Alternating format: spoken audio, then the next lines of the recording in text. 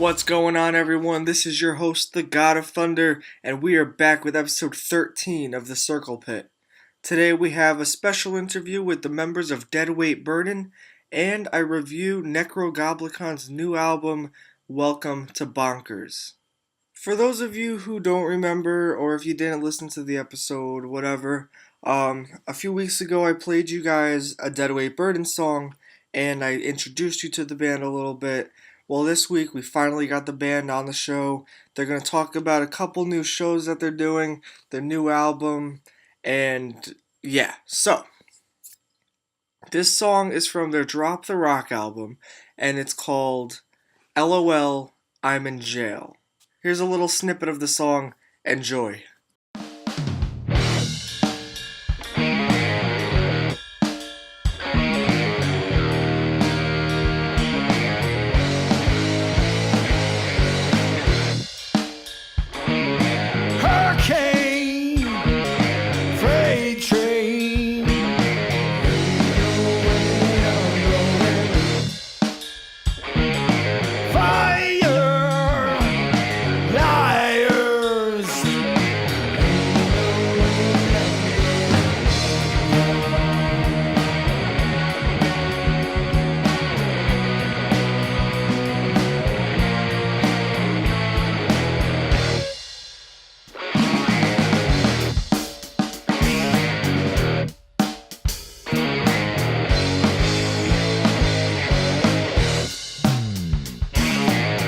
Attack, Prozac,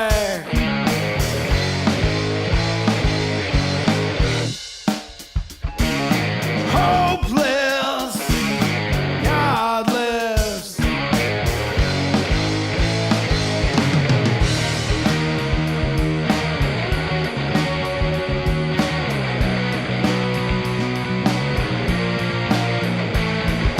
Ain't no way I'm going, ain't no way I'm going down. Ain't no way I'm going, ain't no way I'm going down.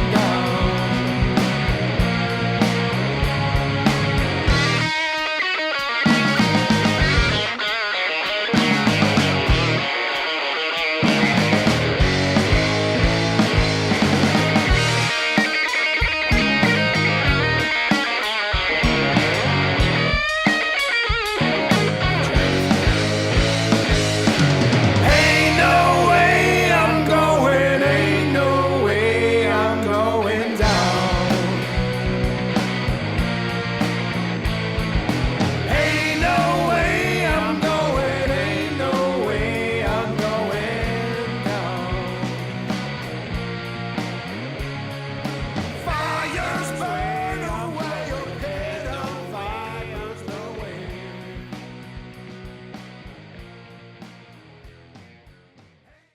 Alright, that was LOL, I'm in Jail by Deadweight Burden. Now, if you guys already don't know Deadweight Burden, they're a southern hard rock band influenced by bands like Lynyrd Skynyrd, Black Sabbath, Government Mule, Allman Brothers, Iron Maiden, and the list goes on and on. Now, here's a very special interview with Deadweight Burden. How you doing, guys? Good, man. Good, Sean. How are you? I'm doing good. Can you guys just introduce yourselves a little? Sure. Cheech Carrillo, bass player. Greg Sotier, vocals and guitar. John Scampoli, drums. And how did you guys form the band? It was back in 2010. We've all been playing together in various bands for years. And we just kind of reached the point where we wanted to do our own thing and write original music. And Cheech and I were in contact, and we decided to get John on because he's the best drummer we know. And we've always meshed well, you know? Yeah. We wanted to do our own thing and create our own music because we were in various cover bands and stuff like that and other original bands through the years, but we wanted to do our own thing. How far back do you go? Probably, well, really way back, as far as like back in our age, the 90s, when like Big Frankenstein shoot, was it Big Frankenstein shoot? And From Within with John and Big Frankenstein Frankenstein show and a bunch of. We would do shows together when I was in bands like Visions, I think it was, and they would open up for us, and then we all loved each other's style playing, and like we always said one day we're going to get together and have a band, and then we eventually formed a cover band, and then it just developed and developed and developed until we got to in 2010 we did the original stuff. That's awesome. And we're Dead Weight Burden. Who inspired you guys to begin playing? Oh boy. Well, I grew up on metal. When I was a little kid, my big cousin, gave me a bunch of records, some vinyl, Iron Maiden, Twisted Sister, Kiss, Motley Crue, all that, and then I got hooked ever since, and it was shortly after that I started playing drums. Yeah. Well, who inspired me to start playing? I was already into, listening to metal, and, I think my first couple albums were like Black Sabbath, AC/DC, Iron Maiden. But my cousin Chris one day came to my house, and he had a bass. This was when we were like in 5th grade or something like that. And he all of a sudden he started playing bass, and he was showing me how cool it was. He goes, "Yeah, man, I got this really cool teacher. His name's Cheech." So actually, through Cheech was one of my original inspirations to start playing through my cousin Chris, basically, because he was giving him lessons. And then I went out and got my own guitar and ran over to John's house, and we just started writing our own music. Why didn't you start playing bass? Because bass isn't as cool as guitar. I mean, that's obvious. No, I'm sorry. No, me and Greg have been playing ever since we were kids in like the late '80s, and it was just for a while. It was just me and Greg with no bass. It was we just every day just get together and jam. And then my brother-in-law Rob joined, and you guys formed From Within. Right? From Within, yeah. That's going way back. Yeah, early '90s. Yeah. Was that a metal band? Yeah. Progressive metal. Actually, it's kind of like Megadeth. What else? Yeah, it was like Dream Theater Junior. Yeah. I remember doing shows at the Lowdown with you guys. Yeah, it was a lot of fun. Those were the glory days of before the internet. Our whole lives have been steeped in music, loving music, appreciating music, and loving playing music and playing it with each other, So it was such a natural thing, the three of us to get together and form the band. And it's almost like there's a fourth member in the band, like this spirit that we tap into, like the music comes from. Yeah. When we play, I'll play a bass riff, John will automatically play a drum part, and then Greg comes in and we have a song within like 5 minutes. Yeah. When we're supposed to be practicing a set list for a gig. Instead we write a song. Yeah. We'll just like noodle around and just jam, and it becomes a song quickly. And it could be anything, because I think our influences are kind of all over the map, which is a good thing. Like everything from funk, like the Meters, to like blues, to Iron Maiden, to Government Mule, all kinds of stuff in the musical spectrum, which makes it interesting. Yeah. And we'll always try to write a song and say, "Oh, we're gonna make it simple. We're gonna make it simple," and then it sort of never happens. There's always this like little musical part in there that we love. Yeah, if anyone was ever like, if John was sick and we had a gig to play, we couldn't just get any drummer to come in and play it, because it's like, every fourth measure this happens, every third measure then this happens. 7/8 in this part, It doesn't always sound complex. Yeah. We try to make it very listenable. Yeah. But we're doing stuff that keeps us inspired as musicians too. Little cool hits and stuff like that to keep it interesting. Yeah, subtly complex with great choruses and musicianship. I think I would say these songs are. Yeah, and we've been on a writing frenzy for about 2 or 3 years, where it just never ends. Thank God. The muse that lives in our rehearsal space helps us. Yeah. Like Greg will write a song and then I'll say, "Dude, that was the best song you ever wrote." Literally, like the next week, Yo, man, I'll text him. That was the best song ever. No, that one's the best song. Yeah. So you guys were in the cover band. What cover songs did you play? Well, God, I mean, there's looking at the flyer now. We had a band called Groundhog, which is strictly like Southern rock. No, I think 70s. Yeah. Is And that it where was- like the vibe for Deadweight Burden came for like the Southern hard rock? Yeah, in a sense, because we've always had a side of ourselves that loved, Southern rock. Yeah. And we played a lot of it. Like we played a lot of Skinner and Allman Brothers. We cut our teeth on that stuff. Yeah. So that's automatically in our writing, I would say. That gives us the feel we have. Yeah. But then we tap into our metal roots too. Megadeth, Iron Maiden, we're all big fans. Sabbath. Yeah. The riffy stuff. And of course the funk, like the Meters was one of our. It's like for me, Iron Maiden and the Meters are like equal, as far as like inspiration. Yeah. And what is that drumming skill that you do? What is it called? Linear. Oh well, yeah. I've just basically started to get into it, but linear beats, it's just that real funky, syncopated kind of stuff.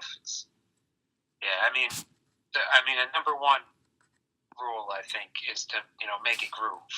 Yeah. No matter what kind of style you're doing, Yeah. it has to groove. It has to make you want to bob your head to it. It's got to have a groove. Yeah, that kind of drumming brought a lot to the newer stuff. It inspired me to like lock in with you and do those funky kind of things.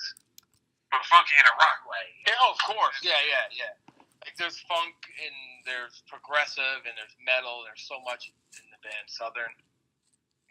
Yeah. So you guys have the one album, Drop the Rock, and you're working on the new album. Is there any news on that yet? Like any progression so far? Well, we have 4 songs in the can now. They're pretty much done, and we're going to be going back in the studio in the next month or two, and we're going to do 8 more if all goes well. I mean, we have probably 20 we could record, but we kind of picked our best 8, and probably in the next 2 months we'll probably write another song or 2. That might make it. That might take precedence, because you want to do what's freshest and what excites you most. Yeah. So when you record it, it has life, which is real important too. So hopefully in the next month, maybe July, we'll have at least another 8 tracks, and then we'll start putting them out on iTunes and stuff like that. And what we try to do is we try to record in a way like the old bands used to, like Sabbath and Zeppelin and Government Mule does it, like live, a live sound in the studio. Like we're playing live to try to capture that vibe. So, that's like the kind of sound we try to get and then build from there. Yeah, it doesn't have to be perfect, but it has to have feel. Yeah. Like, we'd rather do something, all of us, in one take and capture, the vibe and the essence of the song that has life to it, rather than go back and nitpick and make sure every note's perfect and, get all, chopping up the song. We try to keep, we're really good at doing things in one take and getting the whole thing tracked. And that's what I think gives it, its life and its, vibrance and makes it real. It makes it breathe. Music needs to, the style of music we do needs to breathe and have a certain feel. Yeah. So you guys recorded Drop the Rock all in like one take? No. Or, okay. But that was done in different Okay. studios. Yeah, that was actually a collection of of a few different recording sessions over a couple of years actually. Yeah, it took about a year and a half to record, but we do like LOL. I remember recording that, or Tomorrow's Sunshine, and we did it in one take. Yeah. So that's what we're saying. So like the red light goes on, and then all of a sudden 1, 2, 3, we nail it live in the studio, and then you listen to the playback, and you might think, oh, I might have messed up that part or whatever, but it sounds perfect. So we do that a lot in the studio. Okay. We get at least the drums, the bass, and the rhythm guitar. Sometimes the guitar solo. And sometimes, most of the time, the guitar solos in that first take. And then I'll go back in and I'll layer a couple more guitars and then do the vocals. And maybe John will do the background vocals. But, a lot of people go into the studio and do things one at a time. They'll do the drums, then they'll layer the bass, then they'll layer the guitar. We like to try to do it to capture that live feel because we're a live band. We like performing and being out, doing it. Yeah. Yeah. And so when it comes to your live shows, like for all three of you, like what are your favorite songs to play live? Well, making a set list can be hard sometimes. and you brought a couple suggestions, and you brought back "Not My Burden." Yeah. Brought that back for you. And Anthony did the video. There's actually a video for that one. We just probably for me, I like to play the newer songs. We're just having this discussion before you called because we have for these shows coming up. I like doing the newer stuff. Now, especially because we're going to go in the studio, and just that they're fresh and they're new. The old stuff is great too, but we have one that we end with. It's called 1986, and it's kind of a real ballsy, faster song on the heavier side. Mm-hmm. And that's a fun one to do because it's just balls to the wall, full throttle, and just really melting people's eyebrows off. Yeah, and we usually open with the same one for the past year. Yeah, the past year. So it's a song called "Invisible Man." Okay, is that going to be on the new album? Yeah, yeah. Both of those songs are going to be on the new album, and then we sort of fill in the blanks. Like we did "Time" at the last show, which was by a request. Mm-hmm. Somebody heard it and they wanted us to play, and it's a mellower song for us, but it's a beautiful song. So it's a nice little twist to put in there after playing heavier stuff. Yeah.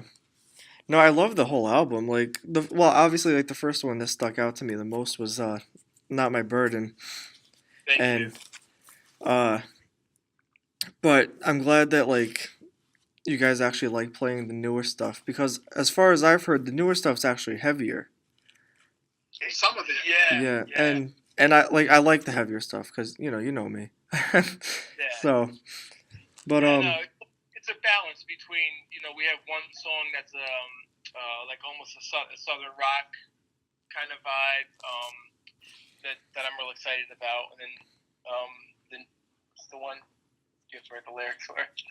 Well, there's "Demons," which is on the heavier side, and can't even think of the name of the song. But it's funny. It's like we don't set out to sound like anything or be anything. So. 1 week we could write something heavy. The next week we could write something funky. The next week we could write something, very southern and mellow. Yeah. It's just jazzy. We don't put limitations on what we do because we love so many different things. But you could always tell what band it is. It's not like it's like you shifted gears and you're a completely different band with this song. Yeah. It's still us. Yeah. Still the three of us making this sound. It's just it could tap into different styles, I think because we've listened to so much music and we've studied so much music. Yeah. We've both studied jazz and classical and funk and and we've listened to metal and hard rock forever, our whole life. So it's like a mishmash jambalaya. We could write a song that's like half reggae sound just by accident, stuff comes out. Whatever is in the moment that feels right is what comes out. Yeah. And sometimes there's a song or two that we've written lately where, it wakes me up out of the middle of the night and I start writing a song. Yeah, that's cool. And I hear the parts and then I present it to John and Cheech and they come up with something better than I could imagine for it. They That's do awesome. Something of what I was thinking along the lines of just a better version, because I'm not a drummer, I'm not a bass player, but, I really appreciate all instruments. So, you hear it. I hear it in the back of my mind, and then I show them a song and present it to them, and they just take it to some other level, Yeah. And usually, most of the time, I'll write something, they'll be like, oh, that's in 12/8 time. I'm like, oh, is it? I don't know.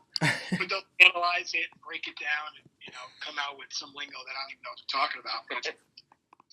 But it's part of it's all part of the magic, Yeah. What's your opinion on the music industry today? What industry? I wish it was 1973 right now. Yeah, because the other day I actually saw something and Gene Simmons said that the music industry's dead.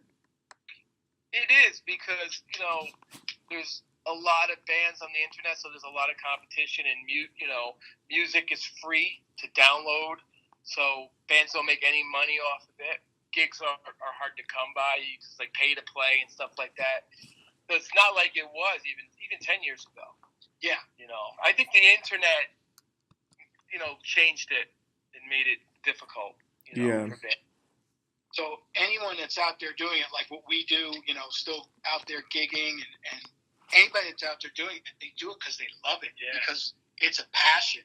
Because if you don't do it, you realize there's something huge missing from your life. So it's almost not an option. It's like you go out and do this because you love it.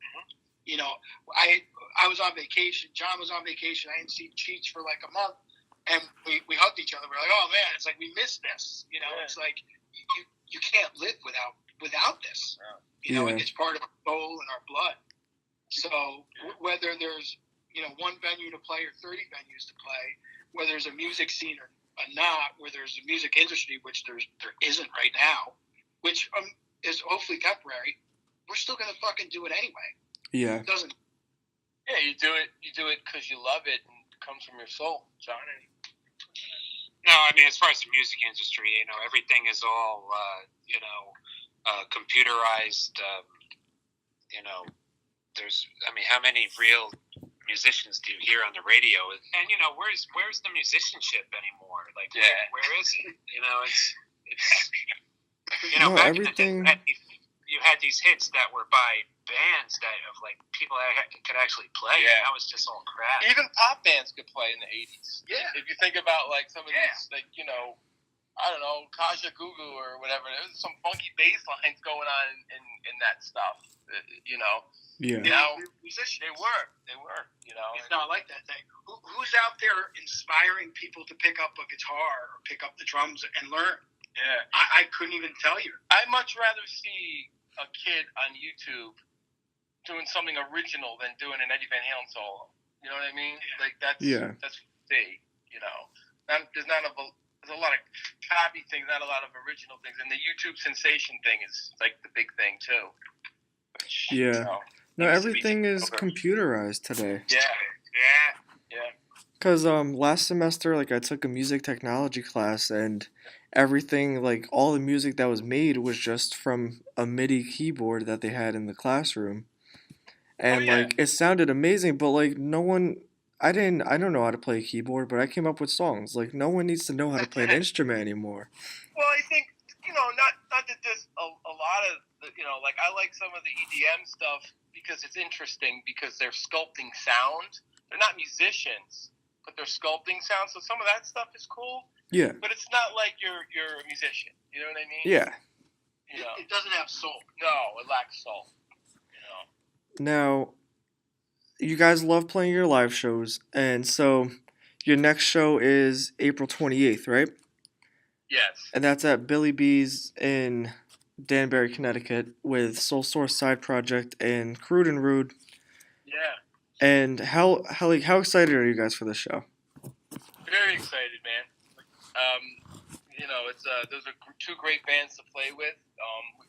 We haven't played with Crude and Rude, but I like what I heard on the show. Those guys sounded really good. Soul Source is a great band. They're great guys, and they're great musicians.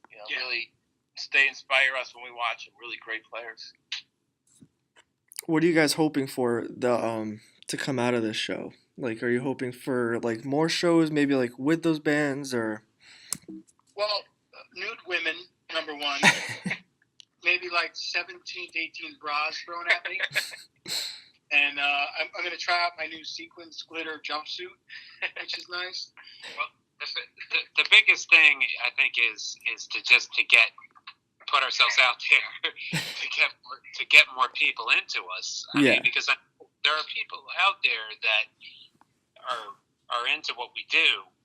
We're kind of a hybrid style with what we do, but we just have to keep playing different places and exposing ourselves and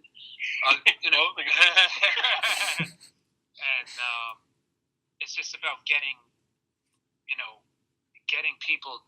new people to like listen to us and that handful of people that like really are waiting to hear like our style and like really dig us. And so I think we just have to keep playing out to different people until we catch the crowds that really dig what we're doing. Yeah. We've been playing a little bit more in Connecticut, which in the past couple of years, which you haven't done it, and you start getting the ball rolling. You start gaining new fans here and there. So it's just another venue in a different part of Connecticut, and just another kind of experiment of trying to expand our fan base. Which Yeah. that's what we'll do. What's that noise? What? That's the furnace. Maybe we should take it upstairs. Wait, hold on. Let's take it upstairs. Sorry. No worries. Yeah, and then we're playing on Cinco de Mayo in Harrison, I think, at the Ale House. Okay, that should be fun. Yeah, and that's gonna be with King's Rage. That's gonna be a lot of fun. Do you guys have any more shows planned after that, or is it back in the studio? Well, we're planning on going back in the studio, and then there's some stuff lined up in the summer. All right. Not officially yet. Yeah. Okay. We're definitely going to have a couple more into July and August. Yeah. And so, since it's the Circle Pit, and I talk about horror, what are some of your favorite horror movies? Oh, that's a good question. John, you're such a... Oh man, I mean, The Exorcist is just like I just saw it for the 30th time the other night, and that's got to be it. Mm-hmm. It's one of my favorites too. And I love the tattoo, by the way. Thank you. It's still killing me, but. And you met Freddy Krueger, huh? Yeah, Robert Englund.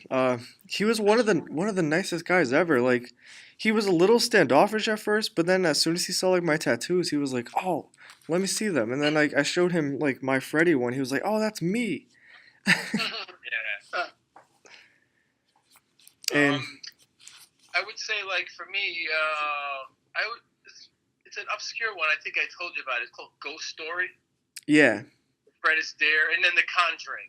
The Conjuring just like blew me away when it came out. Yeah, The Conjuring is good. Yeah, in modern times. And The Shining. Oh yeah, I just saw The Shining. Of course. Yeah. The Shining.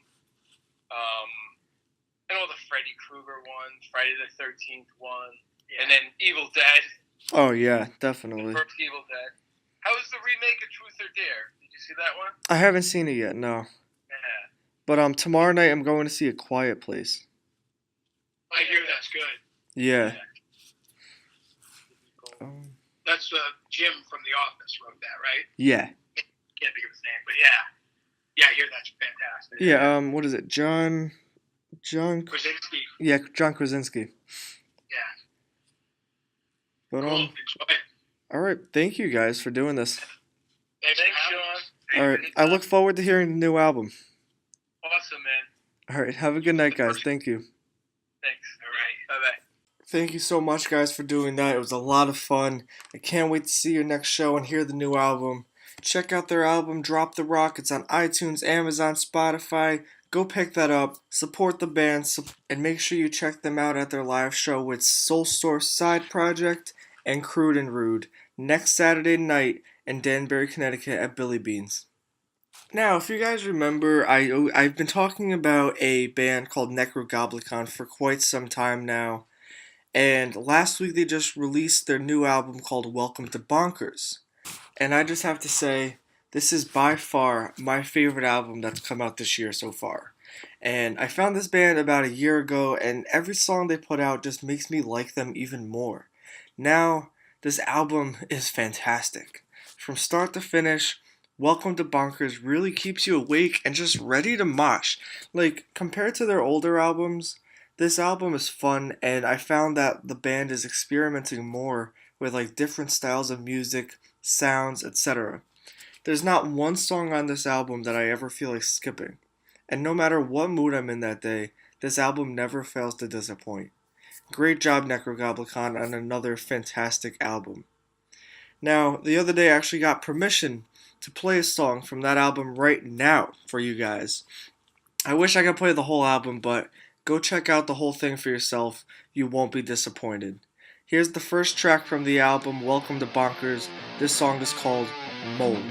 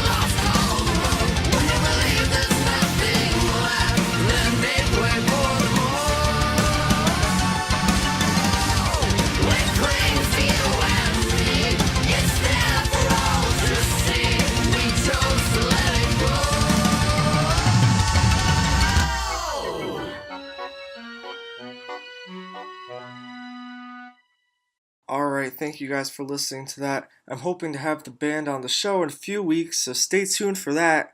And if you are interested in actually listening to more of them, you can check them out live on the Vans Warp Tour this year, the final Warp Tour. So go out there and support them, and I will be there in Hartford, Connecticut, and I hope to see some of you there, and let's mosh to some Nekrogoblikon. Now, unfortunately, that's all the time we have for you guys today. Make sure you keep up to date on my Facebook page and my Instagram page, and tune in next week for episode 14. Thank you all for listening today. This has been your host, the God of Thunder, and I will see you all next week on The Circle Pit. Stay metal.